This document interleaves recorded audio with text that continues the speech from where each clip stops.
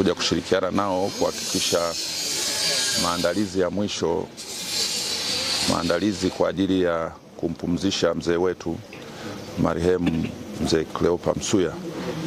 yanafanyika kwa heshima zote kama tulivyoelekezwa na Mheshimiwa Rais, kutokana na heshima yake mzee Msuya na kazi kubwa aliyoifanya katika nchi hii. Kwa hiyo tumekuja kushuhudia na kusimamia pamoja na wenzetu wa mkoani kuhakikisha kwamba safari ya mwisho ya Mheshimiwa marehemu mzee Msuya inakamilika kwa heshima zote. Kwa hiyo tumefurahi kwamba wenzetu wa mkoani wamefanya kazi kubwa chini ya usimamizi wa mkuu wa mkoa, akitoka kule mwili wa marehemu kutoka uwanjani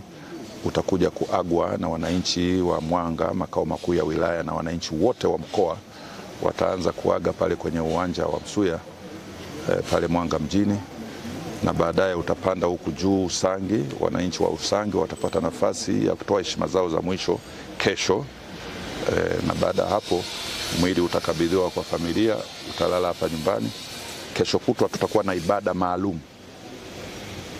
kwa ajili ya kwa ajili ya marehemu mzee Msuya kwenye kanisa, ambapo viongozi mbalimbali wakiongozwa na Mwashamu Baba Askofu watakuwepo, na baada ya hapo huko mazishi yatafanyika hapa nyumbani. Na nataka kusema kwamba nimshukuru sana mkuu wa mkoa na viongozi wengine advance team ya kamati ya mazishi ya taifa ikiongozwa na manaibu katibu wakuu hawa utumishi na ofisi ya waziri mkuu na viongozi wengine wa vyombo wameshafika mapema, na naweza kusema karibu maandalizi yote yamekamilika. Kwa hiyo wale wanaotaka kuja wanakaribishwa, watashiriki katika sehemu ambayo wanaweza kashiriki, lakini wale wengi ambao wanataka kuja kufanya last respect na washauri wawahi kesho pale Mwanga na hapa kwenye viwanja vya Same na vya hapa Usangi, lakini wale wanaotaka kushiriki kanisani ni kesho kutwa. Kwa hiyo naomba tu kwa ujumla tushirikiane na wana Mwanga na wana Kilimanjaro katika kudumisha umoja wetu na